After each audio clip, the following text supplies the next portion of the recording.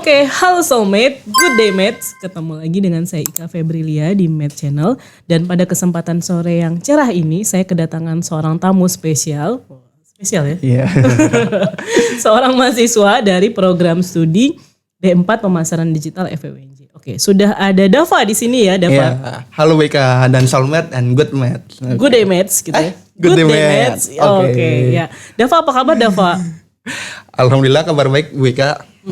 Sebelumnya saya boleh perkenalkan diri terlebih dahulu? Boleh, silakan banget, silakan Dava. Perkenalkan, nama saya Muhammad Abu Fajaril dari Pemasaran Digital 2021. Oke, berarti sekarang semester berapa? 5. Semester 5 ya, oke. Berarti sebentar lagi udah mau selesai ya Dava Iya, ya? alhamdulillah. Oke, Dava, hari ini kita mau ngobrolin apa ya? Kita jadi kayak akan menjelaskan secara singkat tentang ST Indonesia sih Bu, dan ST tentang Indonesia. somasi yang dia dapatkan juga dari para pelanggannya gitu. Oke, ngomongin ST Indonesia kayaknya pas banget di siang hari ini ya. Siapa tahu habis ini kita langsung dapat kiriman dari Iya, aduh. ST Indonesia. Itu dingin banget. Oke, soulmate dan Dava, di sini kita akan bahas tentang franchise F&B yang lagi hype ya di kalangan anak muda. Jadi kita akan ngobrolin tentang kisahnya ST Indonesia yang beberapa waktu yang lalu sempat ramai di media sosial gitu ya. Nah, sebelum kita bahas ke inti dari obrolan kita hari ini, boleh dong mungkin Dava ceritakan dikit tentang ST Indonesia. Apa yang Dava tahu tentang ST Indonesia? Oh, oke. Mungkin saya akan menjelaskannya secara singkat saja kali Iya, ya. boleh. Oke, jadi ST Indonesia itu didirikan tahun 2018, Bu. Oke. Dan didirikan oleh Haidar Hibatullah Wuryanto, dan yang kedua Dihi Hanur Rifki, dan yang ketiga ada Ausi Andri, dan yang keempat ada Edwin Widya. Oke, dan mereka mulai dari booth kecil-kecil sih Bu, yang mulainya di Kemang Village itu dan di daerah sekitar Blok M. Dan di mana produknya itu hanya es teh manis aja di awal pendiriannya itu. Dia mulai menambah varian tuh seperti es teh lemon, es teh leci, es teh susu, dan sama Thai tea juga Bu. Oke. Dan karena mendapatkan feedback positif dari para masyarakat dan para konsumennya, dan banyak permintaan juga dari masyarakat Bu pada awalnya juga.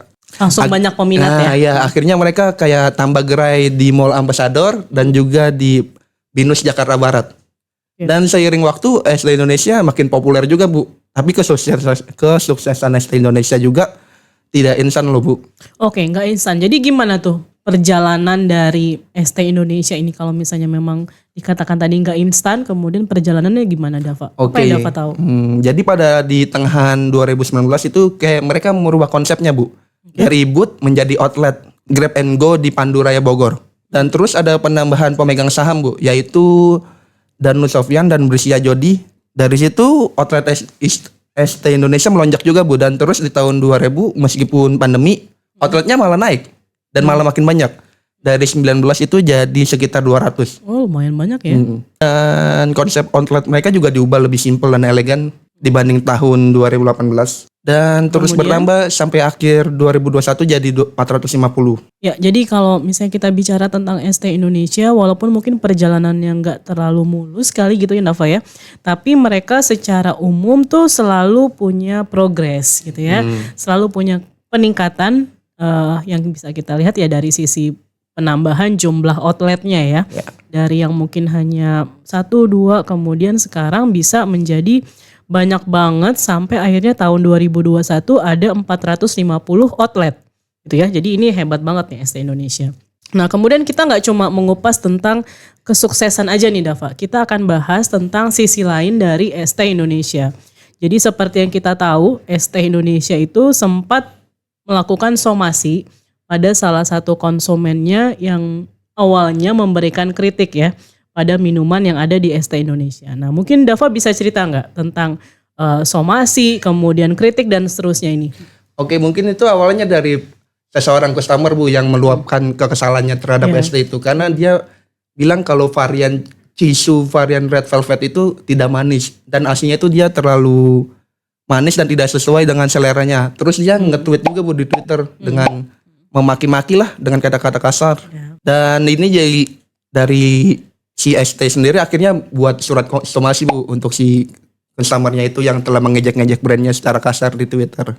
Akhirnya mereka mendapatkan feedback yang buruk Bu, karena terlalu berlebihan sikap yang diambil oleh ST Indonesia sendiri. Oke, ada pro kontra sih ya, lebih Iya, tepatnya pasti. ya. Ada pro kontra. Mungkin di satu sisi kalau misalnya yang kontra mungkin ngerasa kenapa ST Indonesia di sini terlalu cepat memberikan somasi. Padahal kan seharusnya sebuah perusahaan atau sebuah merek itu juga harus siap menerima kritikan ya dari para konsumennya.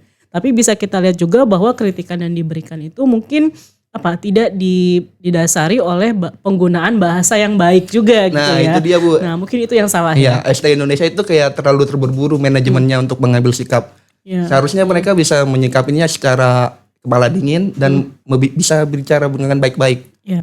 Ya mungkin itu tadi karena memang yang diterima itu tadi ya kritikannya tidak disampaikan dengan baik sehingga mungkin akhirnya dari pihak ST Indonesia juga ya jadi terlalu cepat mengambil keputusan untuk melakukan somasi ya. Ya benar. Sebenarnya kayak ST Indonesia tuh kayak perlu ada kesadaran kritik dari konsumen juga, Bu. Dan untuk memperbaikinya tuh bukan hanya harus disomasi, harusnya dia kayak memperbaiki produknya tersebut Iya. supaya lebih baik. Oke. Nah, itu bisa jadi salah satu masukan ya untuk ST Indonesia dan terbukti mereka memang melakukan itu kan. Mereka melakukan berbagai perbaikan gitu ya, baik itu dari sisi image-nya, kemudian dari sisi produknya gitu. Ya, after dari kejadian tersebut, Ya, Bu. betul. Apa aja Dava yang mereka lakukan? Ada nggak di sini? Ya, jadi setelah ramai itu kayak terkait somasi yang dilakukan oleh ST Indonesia itu, ya akhirnya mereka berdamai dengan konsumennya, Bu. Berdamai ya. Iya, ST Indonesia kayak mengeluarkan surat sebagai bentuk permintaan maaf lah untuk menghapus tweetannya yang mengandung unsur menjelekkan brand tersebut. Dan juga ST Indonesia berkomitmen mereka akan menerima saran serta kritik dari masyarakat agar dapat terus berkembang menjadi lebih baik. Oke, saya rasa sih memang dari kedua belah pihak ya. Iya. Yang pertama dari sisi konsumen, kalaupun misalnya ada kritik yang bisa diberikan, sampaikanlah dengan bahasa yang baik dan sopan, ya nggak harus menjelek-jelekan juga. Iya, betul. Jadi apa salahnya menyampaikannya dengan cara yang sopan, yang penuh etika gitu ya, sehingga orang yang menerima pun juga bisa menerima dengan lapang dada ya nggak? bener. Kalau dikritik dengan cara yang baik. Kemudian langkah-langkah yang diambil sama ST Indonesia yang akhirnya meminta maaf dan kemudian berdamai ya dengan konsumennya itu saya rasa merupakan langkah yang bagus untuk bisa memperbaiki image-nya mereka juga ya. Iya. Dan ST Indonesia juga mencoba mengembalikan reputasinya, Bu, dengan menghadirkan atau promosi ulang adanya pilihan less sugar, non sugar, dan juga ya selike lah atau yang 30% sugar itu. Ya. Jadi ini sesuatu yang bagus juga strateginya langkah bagus. Langkah bagus. Jadi untuk memperbaiki image-nya yang pertama tadi dilakukan dengan cara berdamai sama konsumennya, kemudian yang kedua melakukan inovasi dari sisi produk. Jadi kalau misalnya konsumennya awalnya komplain, oh ini kayaknya minumnya kebanyakan gula apa segala macam, akhirnya mereka mencoba menjawab kritikan tersebut dengan mengeluarkan produk yang tadi ya ada less sugar dan seterusnya, dan ini sesuatu yang menurut saya positif sekali. Kemudian mungkin yang positif juga adalah penunjukan salah satu artis yang terkenal juga ya menjadi salah satu CEO di ST Indonesia. Benar ya Dava ya? Ya kalau nggak salah itu istrinya Raffi Ahmad ya, Bu. Ya, okay. Nagita Slavina Slavina ya. Oke. Nah ini gimana nih dengan melibatkan artis ternama menurut Dava seperti apa? Oke, menurut saya dengan ST melibatkan artis ternama merupakan cara yang lumayan pintar sih, Bu. Ya. Dan untuk membangun kembali kepercayaan konsumen, apalagi sosok Nagita Slavina ini merupakan artis yang image-nya sangat bagus juga kan. Dan Nagita Slavina ini juga diharapkan sebagai wajah baru yang memberikan kesan positif bagi ST itu sendiri sih, Bu. Oke. Nah, sebagai penutup nih Dava, mungkin Dava punya pesan untuk para soulmate gitu ya. Soulmate yang mungkin dari sisi konsumen dulu ya. Dari sisi konsumen seperti apa, kemudian dari sisi produsen kira-kira tips and trick apa yang mungkin bisa diberikan Dava? Oke, pesan saya kepada para konsumen itu, Bu Ika, sederhana aja sih, Bu, kayak mari terus kritis dan memberikan masukan yang membangun serta sebagai produsen tetap terbuka dan belajar dari setiap kritik untuk menjadi lebih baik.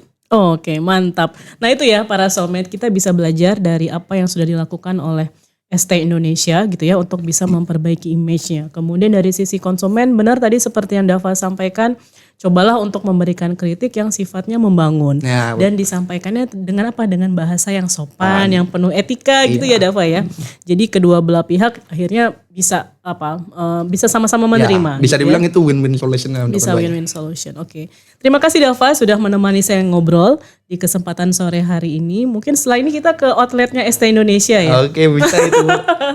Oke, terima kasih soulmate. Semoga bisa memberikan insight buat Anda di luar sana Nah mungkin Soulmate mau memberikan komentar, kira-kira termasuk penggemarnya ST Indonesia juga nggak? Bisa tulis di kolom komen kali ya. Dawa. Oke. Sampai berjumpa Soulmate di video-video marketing berikutnya. Kita tutup bareng-bareng ya.